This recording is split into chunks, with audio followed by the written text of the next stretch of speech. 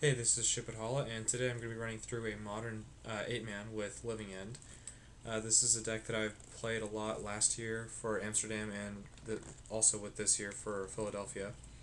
I haven't played it at either Pro Tour, but I played a lot with it, so it's a good deck and it's definitely pretty fun. If there's one problem with it, it's probably that the strategy is very narrow and you kind of revolve around doing one thing every game, so it's somewhat easy to disrupt, but it's still a reasonable choice if people aren't prepared for it at the very least. And I'd say right now they're not prepared for it. It may not be the perfect fit for the format, but I'm just gonna go ahead and run it and see how it fares. Um, so let's go ahead and walk through the deck here. For our lands, we've got 20 lands, which we don't need very many because most of our spells cost almost nothing, and we have a total of 20 cyclers, so 20 lands is should usually be enough for this deck. We've got 8 Scars lands. We want to run the Scars lands because we rarely care to cast things past turn. Well, we will cast things past turn 3, but we don't usually care if these lands are going to come into play tapped after that. And these are better than dual lands because we don't want to take damage from our lands in a lot of matchups. And that also is true because of Street Wraith, which already deals us enough damage each game. So, past that, we've got 2 Forbidden Orchards, which help activate Demonic Dread here. So it takes away the downside from that, and it does fix your mana too. And the 1/1s rarely matter if for some reason you have to tap it multiple times before casting Demonic Dread. We've got 3 fetch lands, which allow us to play 1 dual land, so that we can either fetch for this or Mountain Cycle for it, and have access to all 3 colors from either of those cards. And then we've got our assortment of basics. 3 forests because we've got mostly double green cards. Well, actually our sideboard has the double green card only. In our main deck, we've got a Fulminator as our only double color card, barring the cycling cards. But Fulminator is relatively easy to cast. You can't cast it with 2 forests, and I think that's it. Any other land count, and we can't cast the card, so we should be fine for casting that.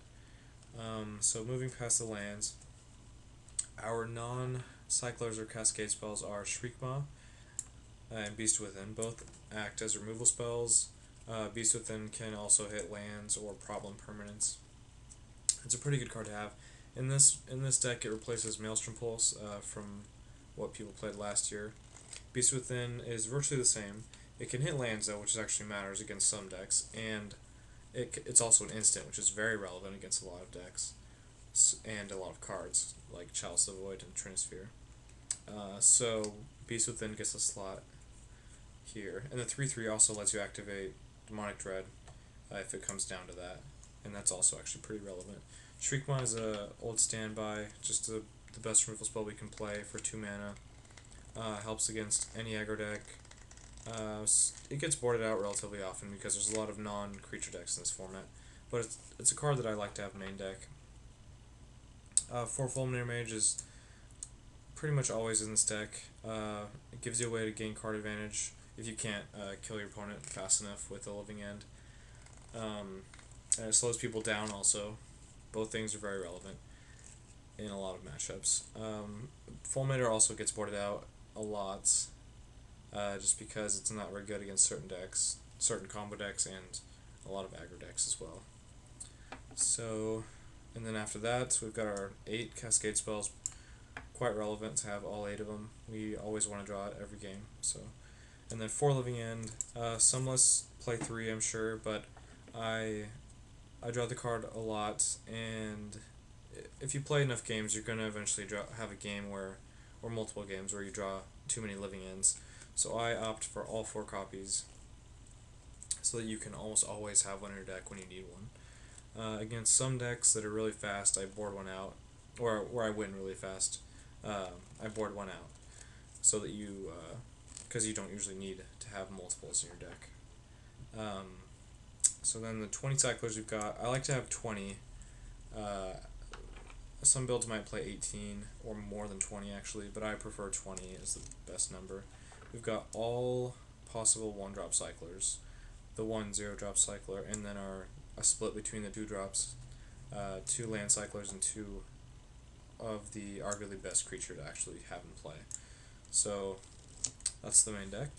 And the sideboard, we've got an array of odd cards, it might seem, but there's an explanation for each one. I'll start with Ingot Chewer actually, because it's probably the most played sideboard card for this deck. It answers Trinisphere, Chalice the Void, which are normal problem cards for this deck to answer, and it does answer a few other things, but those other things aren't really as important, like Affinity and Amulet of Vigor. Kitchen Finks, this is a way to fight Mono Red, which is not a very good matchup, but it's also mostly for Zoo. I was playing Brindlebore for a little bit because it's much better against Mono Red than Kitchen Finks is, but Kitchen Finks is much better against every other matchup that you bring in a card like that in against. So, playing Kitchen Finks now. And Mono Red is not really a deck at all even, so Finks gets that slot. Mindbreak Trap is for the non-interactive combo decks that play multiple spells to go off. Ascension, Dragonstorm, there's a few others. You could bring it against Hive Mind, even though sometimes it's not going to help you. There's not really much else you can do in matchups like that. But against Hive Mind, well, specifically against Hive Mind, you can also destroy their lands to make Mindbreak Trap better. Perish the Thought is our discard spell of choice so that we can have a chance against decks with counterspells. This deck is very bad against counterspells, so we don't have a very good chance of beating them. Perish the Thought and One Ricochet Trap give us a shot, but we might actually just be better off just cutting these and scooping those matchups. And if those types of decks are ever popular, then playing this deck is just a bad idea. So, and our last slot is Dismember, which is a new addition for me because of the Infect deck, as well as... Actually, no, I forgot what it was. And it was for Twin.